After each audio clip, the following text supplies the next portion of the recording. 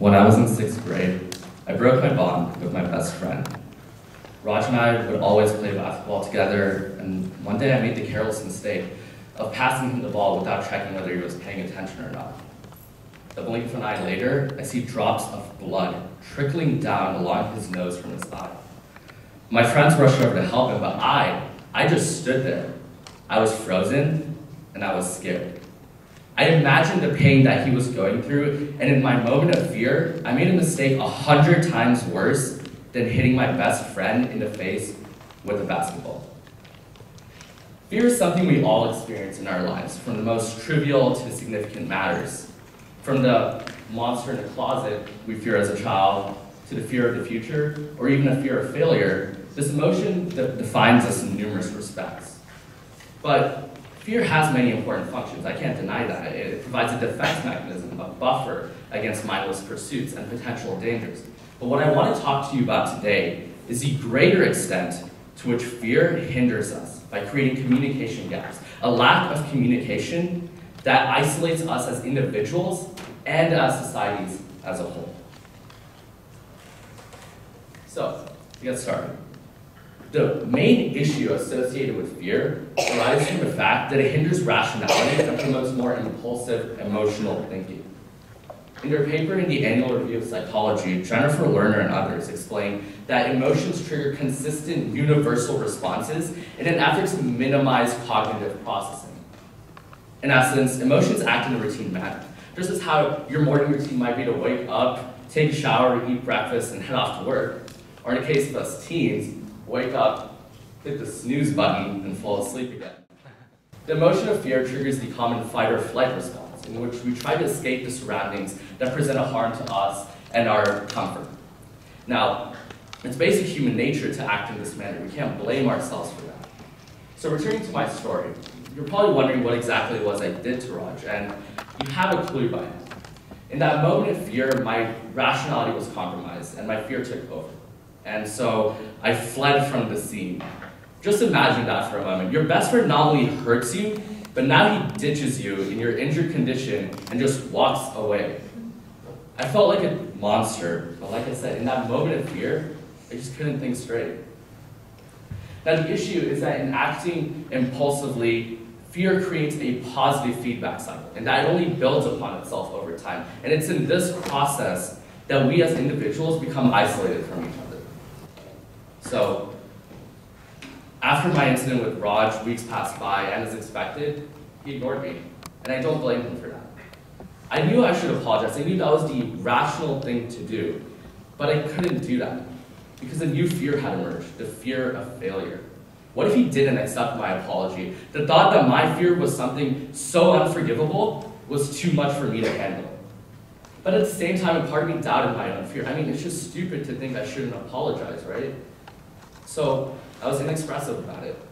And I think the reason we're so insecure about our fears is because of our society's attitude towards it. We paint fear as weakness, from the comments such as, "Are you chicken?" that we always hear as a child, to treating the word coward like an insult. Our social attitude towards fear is a very discouraging one.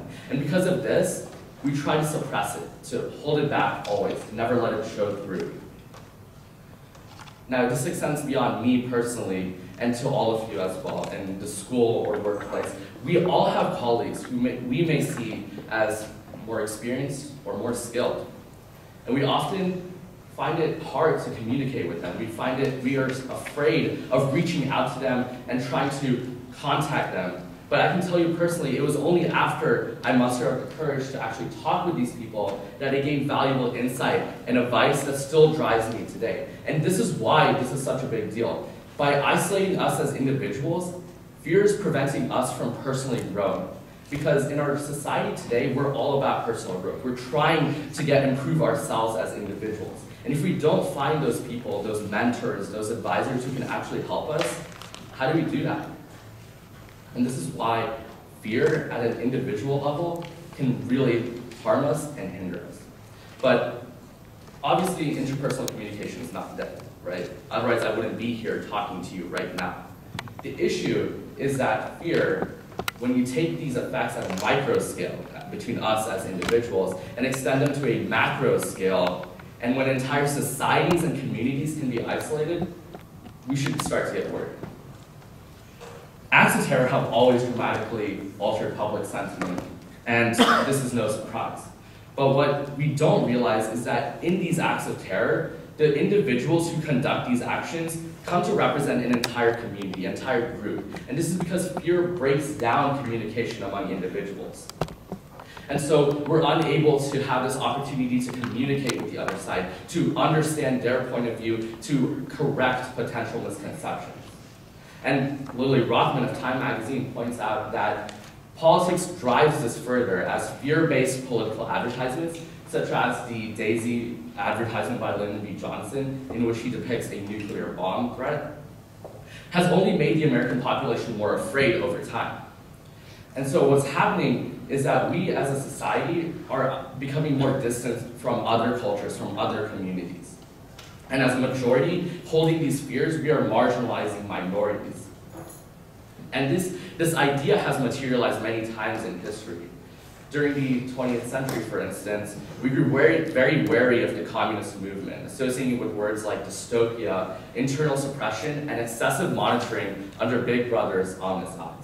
I mean, we had the Red Scare, in which fear and hysteria cut off clear channels for communication. In the 21st century, the development of ISIS. I mean, just think about that for a minute. Like, when I say the word ISIS, we all feel a shiver down our spines. And the development of ISIS has led many nations to almost shun the Middle East as a source of despicable terrorism. And so what's happening here is that we are creating clear communication isolation. We're associating these groups, these individuals with our fears, and we're not trying to communicate with them. And this makes sense, right? If you're afraid of something, we're going to try to hide from it. We're going to try to avoid confronting it to the best of our ability. But the problem is that in this process, we actually start to associate anger with fear, and we start to stereotype and label groups. So what ends up happening is we start to have this greater deepening divide among cultures, among communities, that ends up isolating communities and societies as a whole. So before I elucidate my beliefs for a solution, I want to finish my story with Raj. The remainder of 6th grade passed by, and as expected, he ignored me. But I found out I'd be moving to a new home, a new school, and I couldn't handle the thought of leaving without making amends. So I went to him one afternoon after class, and as expected, he tried to ignore me. But I knew it was now or never, so I grabbed him by the shoulder, turned him around, and just let it out.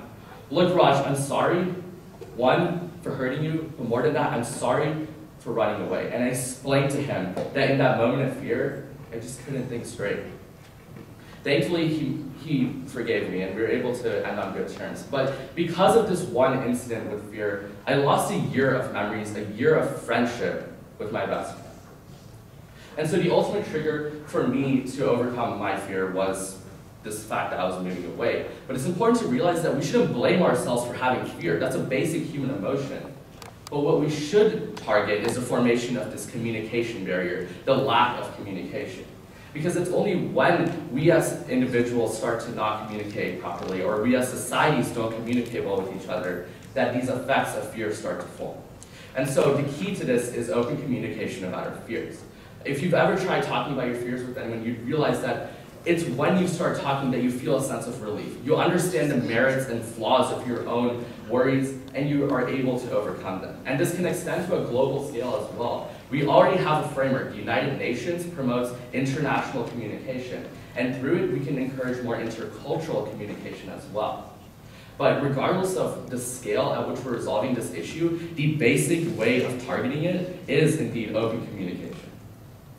So, Franklin Delano Roosevelt once said, the only thing we have to fear is fear itself.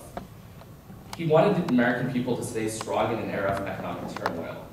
And today, more than 3/4 of a century later, the only thing we still have to fear is fear itself. Because in an era of globalization, where we're all trying to mutually progress, we need to be able to communicate in order to efficiently move forward. Thank you.